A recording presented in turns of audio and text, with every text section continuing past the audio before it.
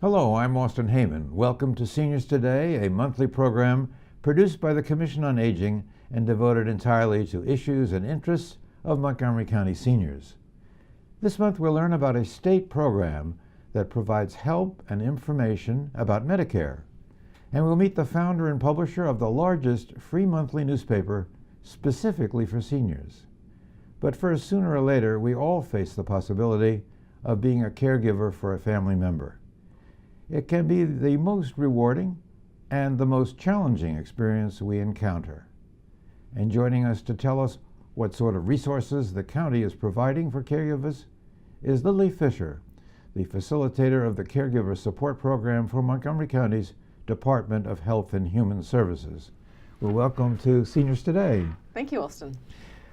Well, as we said, I think every one of us, young or old, middle-aged, will be a caregiver at some point. Yes. What do you see as the major challenges of caregiving? One of the first is people even identifying as caregivers. And once people have accepted that they are a caregiver, it's important for them to also be able to share that with people.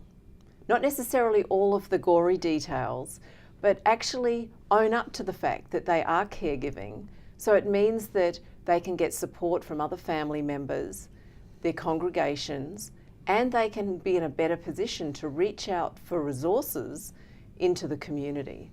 And so when they're doing that, all of the challenges that come up as being a caregiver, whether it's not getting enough sleep, whether it's doing all of the tasks by themselves, they're going to have people around them who are more likely to be able to keep an eye on the caregiver, not just the person who may be in decline. So what you're really saying is I guess there are two elements then.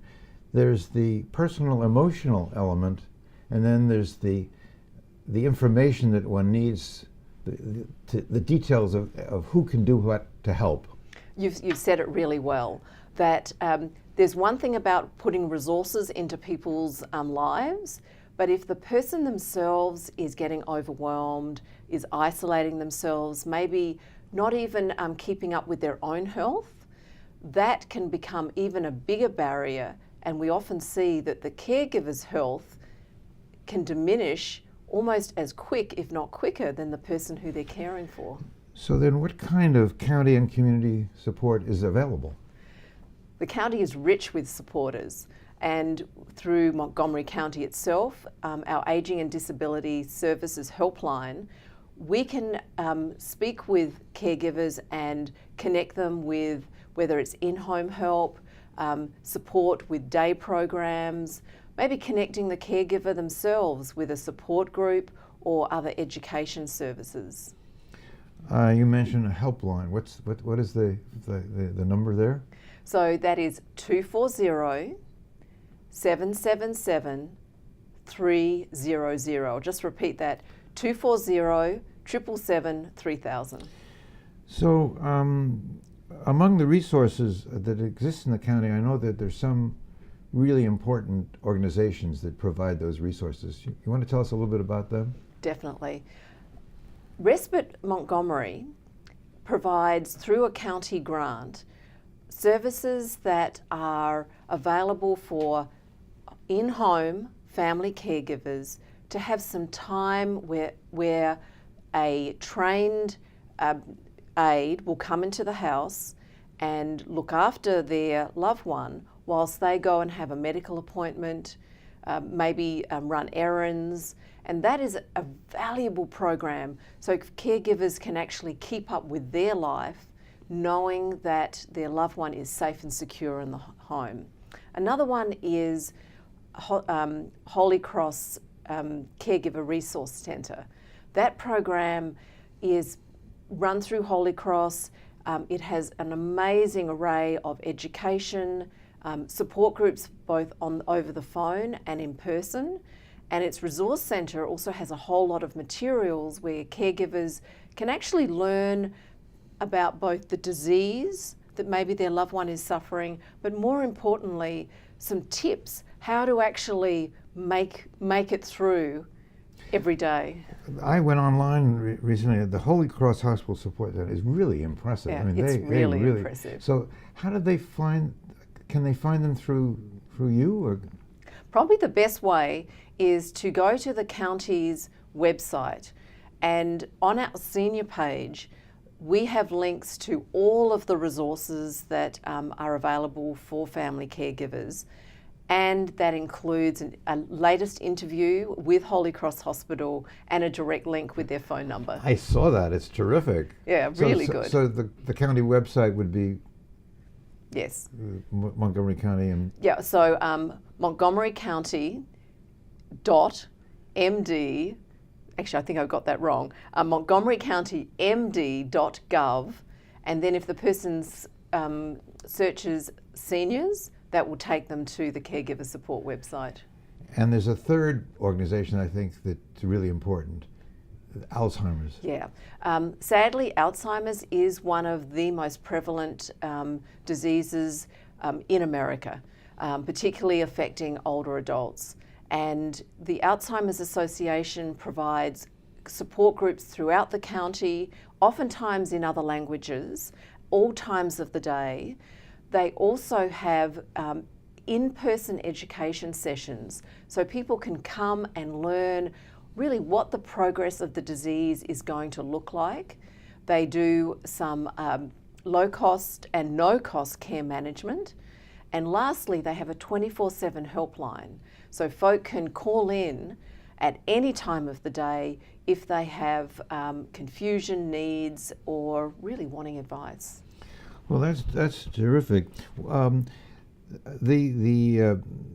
Sometimes folks need a care manager. How do they find? Yeah. It's called a geriatric care manager. How do they find that? Care managers are a new industry, and so we do advise consumers to follow the same best practices as they would to recruit any in-home care. We recommend people contact our helpline. That's the 240-777-3000 number, and our staff can refer a member of the public to a national association, and that association has both certified all care managers, and then the consumer, using their web search tool, can actually look for what level of care they need and where they live and find a range of options. That's terrific. Yeah. Well, I would be remiss, I think we would be remiss if we didn't mention that the focus on caregiving has had a great deal of support from the Commission on Aging. Yes. In fact, the position that you now fill was a result of their advocacy. Thank you, Commission on Aging. Well, thank you for all the information that you provided today, and it's been a pleasure. Good luck with the position that you recently filled. Thank you, Austin. When we return, we'll learn about a state program to help all of us navigate the complexities of Medicare. So please stay with us. We'll be right back.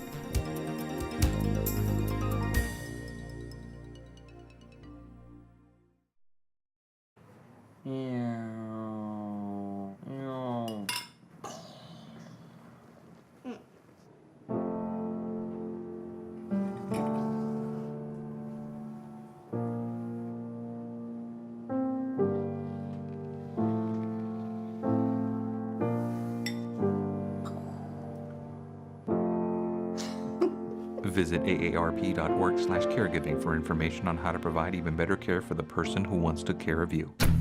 In Montgomery County, we have a goal to reduce waste and recycle 70% of all waste by 2020. By recycling and reducing waste, we save natural resources and make our community even better. So recycle at home, work, school, everywhere, and keep recycling going. For more information, call the Montgomery County, Maryland Division of Solid Waste Services at 311 or visit montgomerycountymd.gov/recycling. Keep it going. Recycle more now. Did you know there are more than 10,000 county government phone numbers? But there's only one number you need to remember for non-emergency calls, 311. MC311 is Montgomery County government's online telephone information system. Need information? Have a problem or complaint? Trying to locate a county government facility? Call 311. The call center is open Monday through Friday, 7 a.m. to 7 p.m. The website is available 24 hours a day, 7 days a week.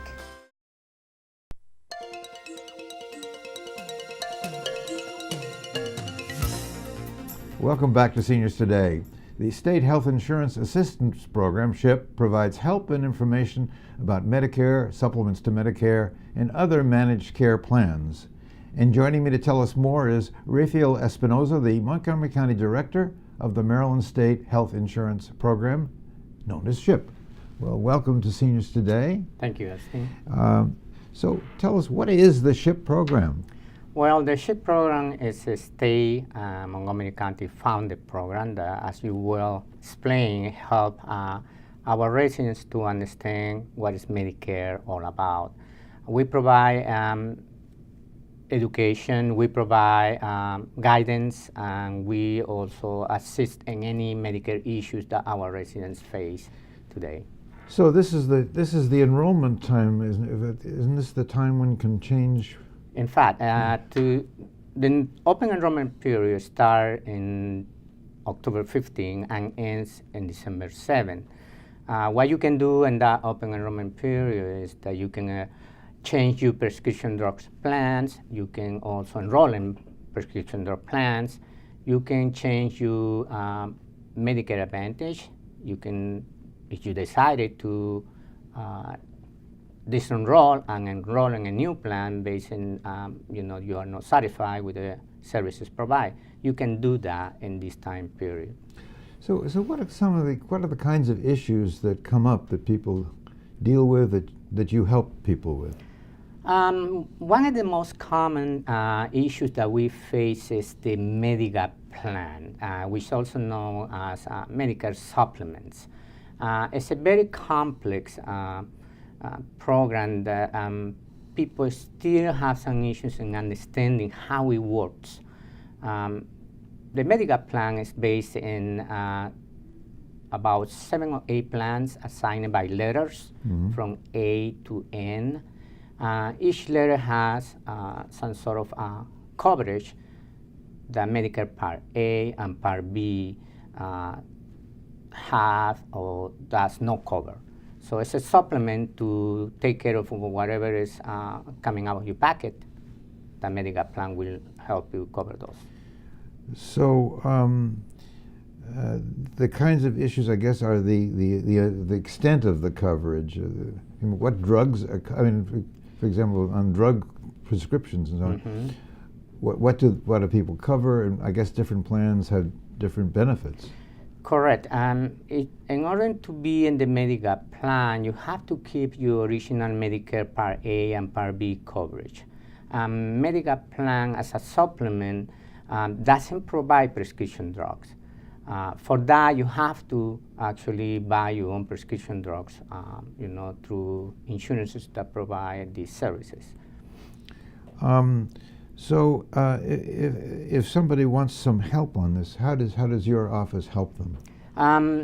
When people want to elect or switch prescription drugs plans, what we do, we have a worksheet that we provide them for them to complete, and then we do an analysis based on the information that they provide us in the type of medications.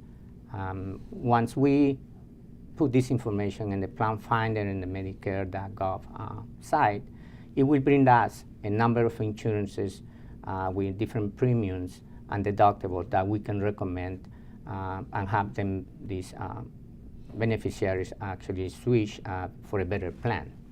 So how do we get in touch with you? You have a phone number or you have a website? We do. Our phone number is 301-255-4250.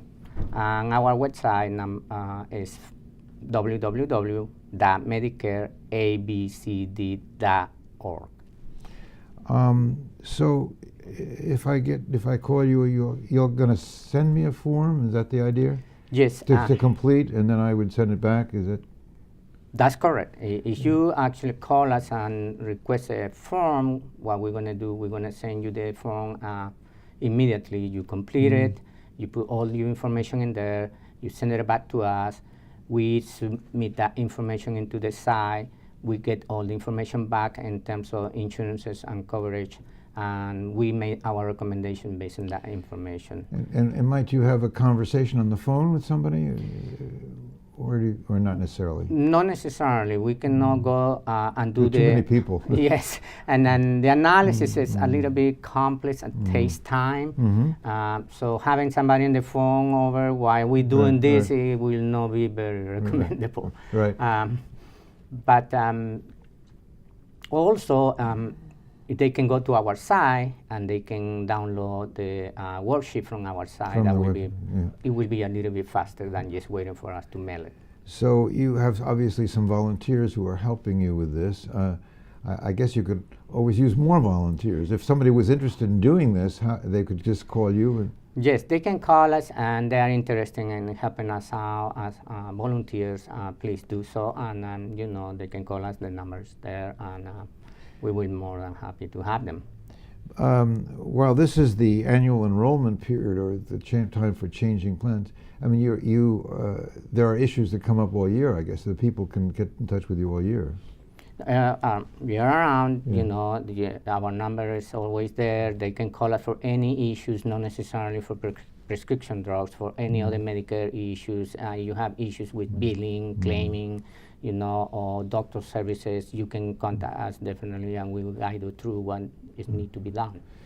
And is it also true that sometime during the year you make presentations to groups? Is that We do. Mainly we provide seminars over our county libraries, and we present what is Medicare you know, to then our new Medicare beneficiaries.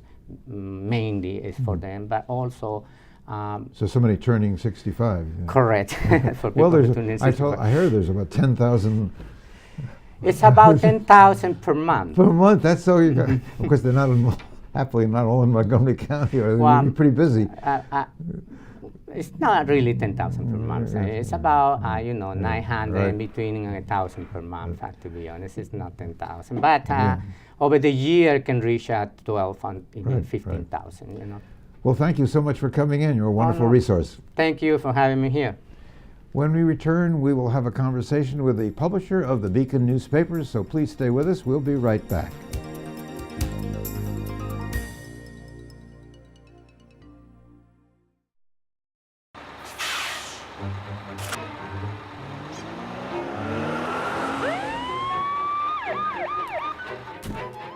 Hey, mister, down here.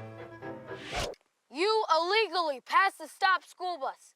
I'm placing you in timeout, and this timeout means big fines, plus you really could have hurt somebody. That's why school buses are being equipped with video cameras to help kids like me stay safe, so respect the bus.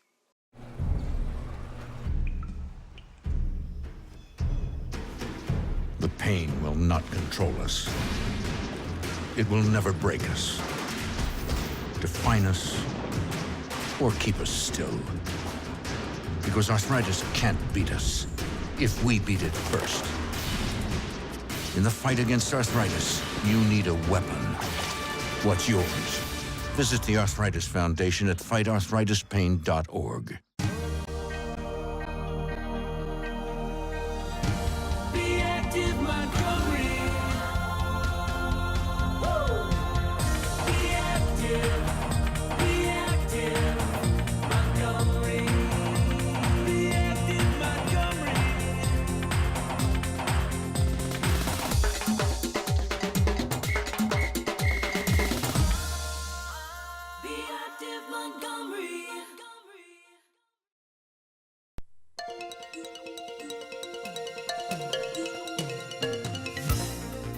Welcome back to Seniors Today.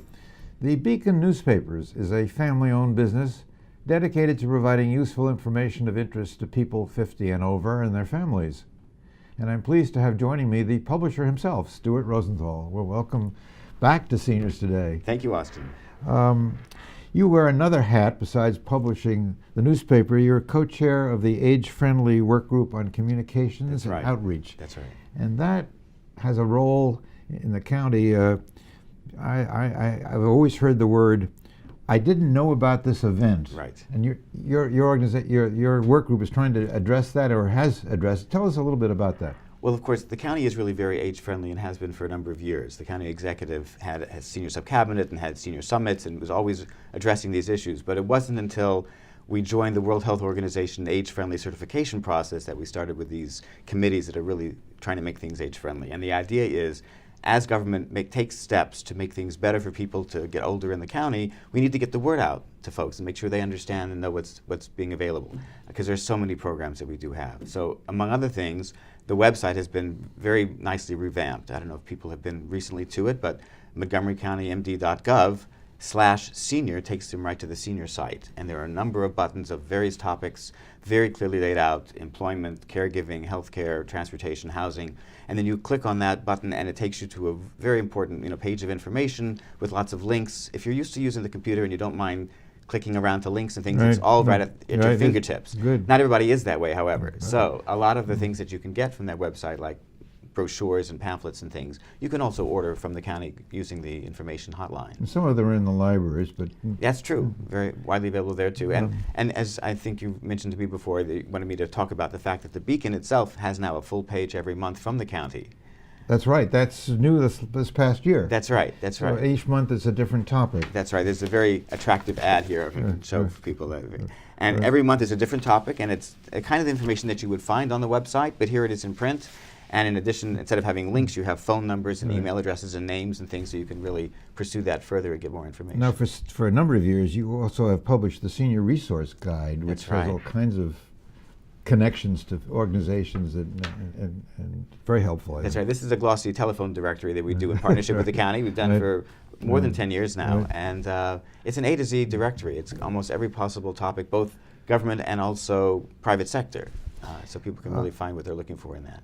And those flyers, I don't know that you mentioned, some of them have been translated into a number of languages. Yes, the committee has also made an effort to have these available in a wide variety of languages for our immigrant community and people who don't speak English. And I have to give a commercial. We've been doing Seniors Today now for a few years. Indeed. We try to provide. How many years? 17. 17 years. We've been trying to provide information. And this man is the source behind it and has been doing it all those years. Good, all the best to you. That's so.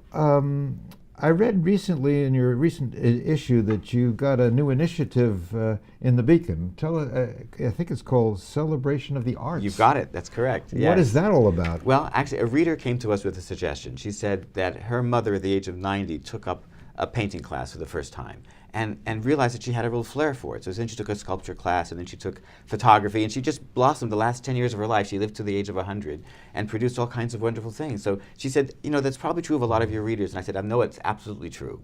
I hear the story all the time. So we decided to have a year-long project where we're going to encourage our readers and anybody else around the metropolitan area, 50 and over, to try their hand at a new art. Painting, drawing, sculpture, jewelry making, any kind of art that they might want to try. There are loads of classes available. We're going to have stories and features about this over the next year in the Beacon, where to go to try this or that, and stories of people who've done it. And then in the spring, we're going to have a regional competition for people 50 and over to enter your artworks, and there'll be cash prizes, professional judging, and then a gallery tour of the winning pieces. What fun. So this is reminds me of the work of the late Gene Cohen, who founded the Center for Creative Aging. That's right.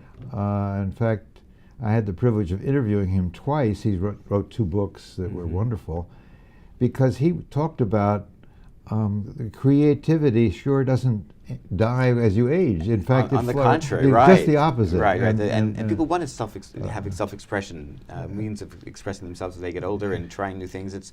It's very possible also that people have the skills or the talents from way back when they were young, but raising their children and having their families grow, they just didn't have time to do it, and now's the chance to go back.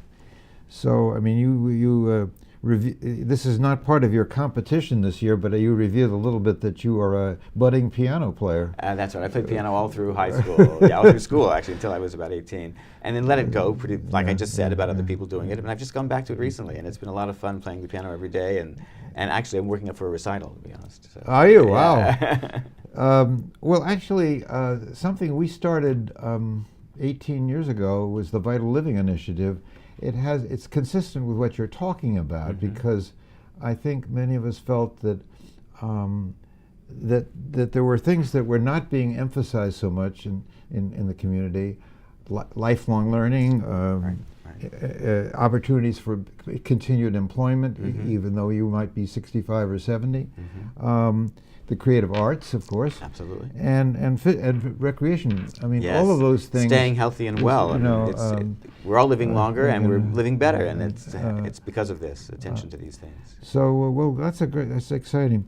Tell me a little bit. How did you get to be a publisher? Oh, well, the good thing about publishing this day and age is anybody who wants to be a publisher can be a publisher. You know, anybody can be a blogger. They just sort of open up a website and now they're a blogger. Well, I think you were doing something else yes, first. that's what I'm saying. I was practicing law. And when I got married, I was practicing law. I was an associate in a law firm. And my wife said to me very early in our marriage, "You don't seem happy with your work." And I said to her, "Well, maybe not, but this is a really good job, and I worked really hard to get here, and I should be doing this to make a living for my family, right?" And she said, "No.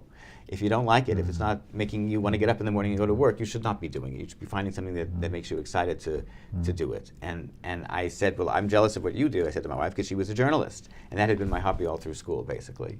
So we decided to start our own publication, and we picked The Beacon because it was addressing a market that was really not being served in the Washington area, people over 50. And it's been a wonderful 28 years that we've been doing 28 this years, together, wow. yes. And you're also in other parts of the country now. Yes, you have a couple we have of a other new paper in Richmond, Virginia, that's right. And we're, of course, in Baltimore area and Howard County. Wow, well, that's terrific. Well, I've read it since the beginning, I think. I think so. And it's been a great resource, I think.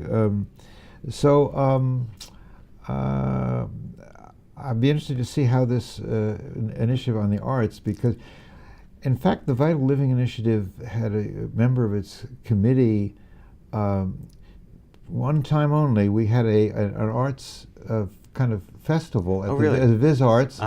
And you know how many? 450 people came. I think it's going to really be So I think you're going to have a... Everybody I tell about it says, "Oh, that's a great idea. I want to do something about it." Everybody, I mean, I ran into Adrienne Mandel the other day, and I told her about it. She was a former state senator. And she said, "Well, you know, I used to watercolor." I said, "Perfect." Everybody has something in their past that they say, "Well, maybe I should take that back up again." You know? Well, I look forward to seeing how it goes. And thanks so much for coming in, Stuart. Thank you, Austin. Well, that's it for this month's Seniors Today. Don't forget that you can access a great deal of information about county services for seniors by going to the Montgomery County Senior website at www.montgomerycountymd.gov/seniors, or call the Senior Resource Line at 240-777-3000. And as always, thank you for watching Seniors Today.